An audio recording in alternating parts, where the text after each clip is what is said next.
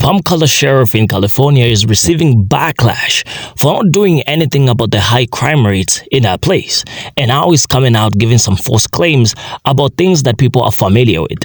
And he also said that it's high time we put a convicted felon in office. He means the Trump trend, by the way. Now, this sheriff was elected sheriff, coroner, and public administrator of Riverside County, California. He has been in office since January 2019 and was re-elected in June 2022. He oversees a large department with over 4,200 employees and an operating budget of just over $1 billion. And he says it's not enough. And now that there are high crime rates in that region, that explains why a lot of black people are accused of crimes that they never did. Because perhaps they have apprehended every black person that they knew of or suspected and accused them of a crime. And now that the real palm-color criminals are committing those crimes, his support in that region is dwindling. Let's take a look at these perspectives that have emerged and get to hear what people think. Hello, California. It's Riverside County Sheriff Chad Bianco. For the past 30 years, I've been doing everything I could to keep our community safe by arresting criminals and putting them in jail and putting them in prison, keeping them out of our neighborhoods.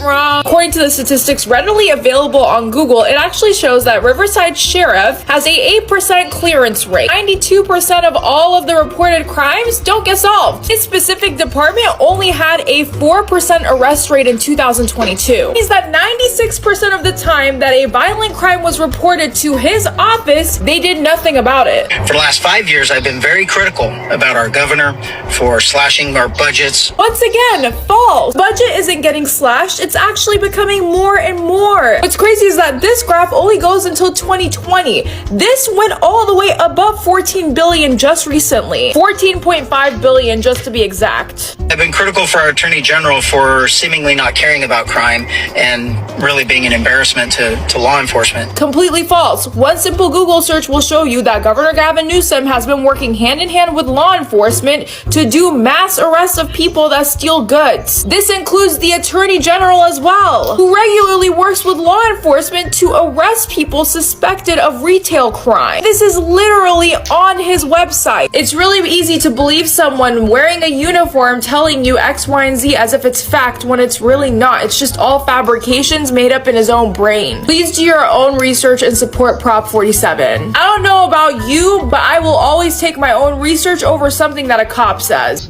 Number one, well, this is awkward because in Sheriff Bianco's department, the Riverside Sheriff Department, they only lock up 4% of people when a crime is reported. This means 96% of the time a crime is reported in his county, nothing happens. But he doing all he can do. Number two, the math ain't mathin', man. According to this source right here, in 2019, the budget for corrections in California was just $12 billion. But in 2024, the budget increased to $14.5 billion. But he claims they've been slashing our budgets for corrections these past 5 years. He's lying through his teeth. Number three, the sheriff also claims that the attorney general does not care about nothing going on in California. But according to this little article right here, we say that for the past 2 years, California Attorney General Robert Bonta has teamed up with local law enforcement agencies, significant merchants, and online marketplaces across California to address the pervasive problem of organized retail crime. Bonta said this cooperative initiative attempts to address large-scale theft and fraud. Don't take my word for it. Read the article yourself. Number four, he says, you listen to our government, they're swearing there's not the people problem. We're just systemically racist.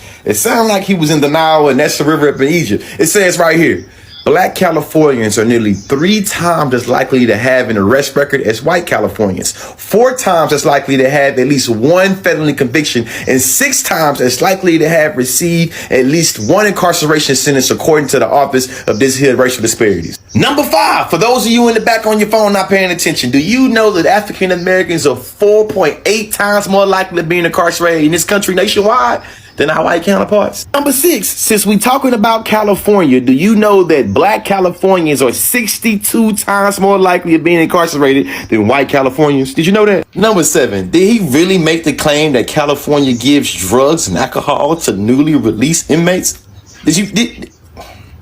That's absurd, man. Number 8, he really said we should put a fella in the White House. As the sheriff, he said that, not recognizing that nationally, Americans live with no conviction face more than 40,000 legal restrictions, barring them from employment, housing, financial aid to college, other keys regaining security and stability. But he believed that the convicted felon should be the one in the White House. I thought he had all this beef for the convicted felons, though, in California. Boy. Backlash toward Riverside County Sheriff Chad Bianco and his sheriff's department continues to get worse as even more deputies are found to be committing wrongdoing, with even the press enterprise, who leans more conservative in how they report the news, even calling out the sheriff's department. Now, for those of us who do politics here in the IE, we know that the press enterprise leans one way politically. Like, they ain't slick. We detect the bias in how they cover certain stories. And, like, that's alright, but do you know how bad you have to mess up for the press enterprise to write Chad Bianco's sheriff's department is a complete disaster? Like, this is the same newspaper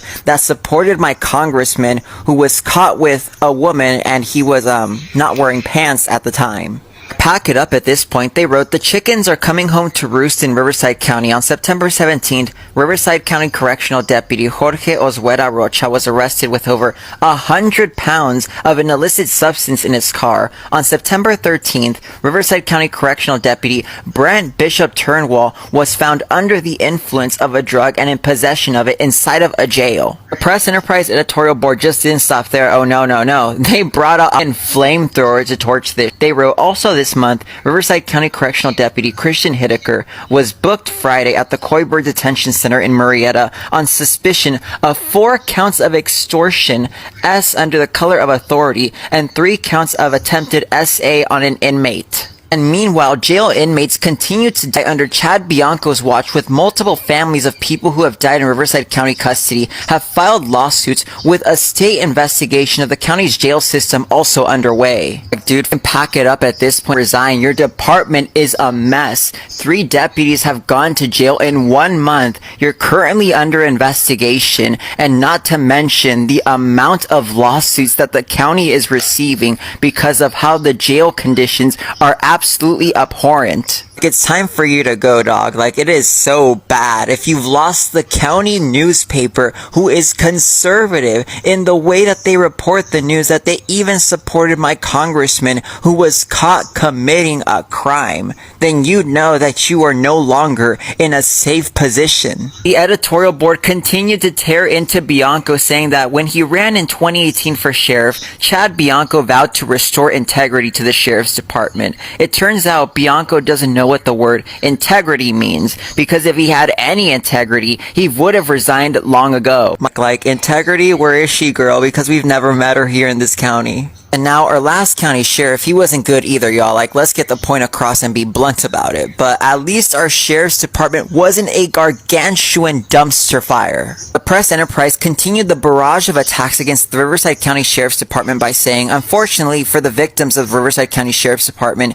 incompetence and/or criminality dysfunction is the norm in the department under the watch of Bianco." They also said, "Who could forget the incident earlier this year in which Riverside County Sheriff's deputies botched a drug sting by handing off 60 pounds of meth to a drug dealer and then letting them get away." But also, according to a federal lawsuit, it seems Chad Bianco's deputies are now terrorizing old people. In one instance, an elderly couple whose homes were reportedly broken into and searched without a warrant. As someone who's lived in the IE his whole life, like, we've all been aware that our police departments are, like, royally screwed up. Like, we know that there's terrible levels of corruption and crime and criminality that's occurring in our departments, but to be this level of screwed up is absolutely astonishing. Like, where are we? It honestly just feels like we're in hell. Like, even when we try to hold police accountable, the police unions are like, "Oh, that just means you hate police. You hate law enforcement." I'm like, no, you gargantuan buffoon. We hate that your members are out here out of control. Happy, healthy people don't just wake up and decide to commit crimes. Speaking from experience, we have to be hurting. We have to be struggling with addiction, with mental health issues, or living in poverty for committing a crime to seem like the best course of action. And here's the problem. Riverside only solves for 4% of reported crimes. Does that really make us safer? In fact, despite a 160% increase in spending, solved crime rates have actually gone down dramatically since 1965. So, if what we're doing isn't working, what does? What if we could address crime at its root? But first, back to Bianco. For the last 5 years, I've been very critical about our governor for slashing our budgets from corrections. Wait, 5 years ago was 2019, right? Because the 2018 to 2019 CDCR budget was $12 billion. That's billion with a B. And the 2023 to 2024 CDCR budget was $14.5 billion. Again, billion with a B. And I may not be great at math, but I think a $2.5 billion increase is not exactly slashing funds. In fact, if you had that increase in $100 bills, it would take you over 250 years to count it. Let them out, they give them food, they give them housing, they give them money, they give them drugs and alcohol now. Wait, what? Who can keep a straight face and say that the government is giving people who are getting out of prison drugs and alcohol? Is it like, here are your release papers, here are your release clothes, here's your release Johnny Walker? This is a definition of playing to a resentful audience and trying to rile them up with nonsense. Secondly, does it make sense that we shouldn't give people access to food and housing? Do we actually think that hungry people who have nowhere to sleep are somehow making our community safer, as he said in the beginning of his video? I think it's time we put a felon in the White House. There are more than 40,000 laws that limit access to housing, employment, education, and even healthcare for those with a felony conviction, so I agree. We need to remove barriers. Someone with felony conviction should be able to run for office, be able to find housing, be able to find employment, have access to education and healthcare. But you know what doesn't do that? Putting people in prison for years or decades for nonviolent crimes so that they become institutionalized, breaking up families so that kids grow up without a parent and often repeat the cycle.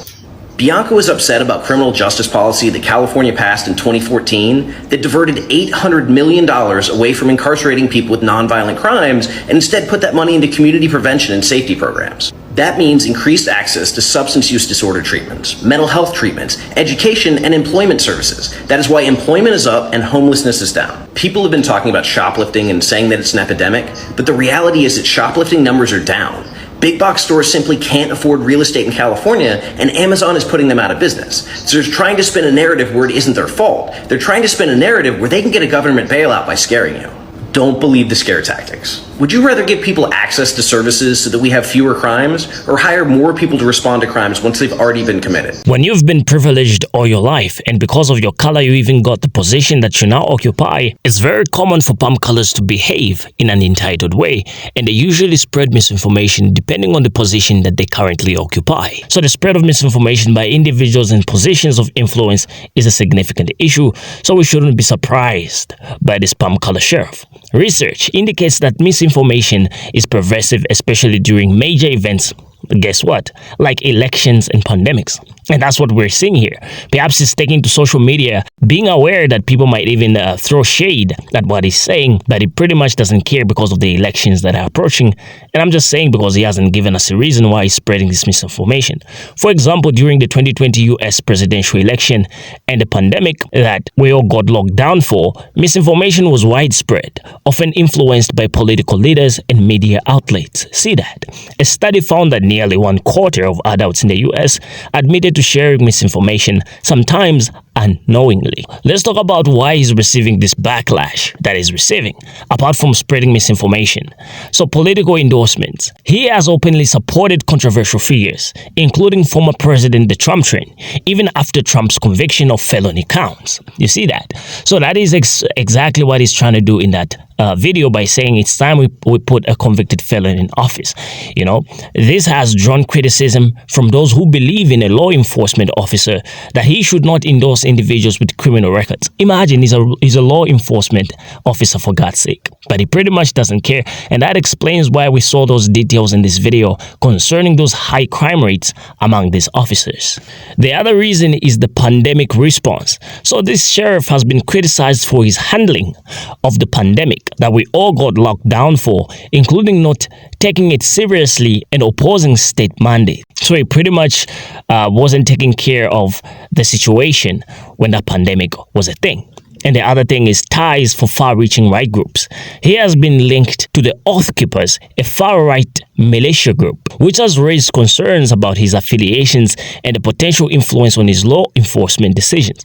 And that's just the palm color audacity. He pretty much doesn't care. He's entitled and he knows his rights that come with his palm coloredness. Compensation is the other reason. His high compensation has also been a point of contention, with some arguing that it is excessive.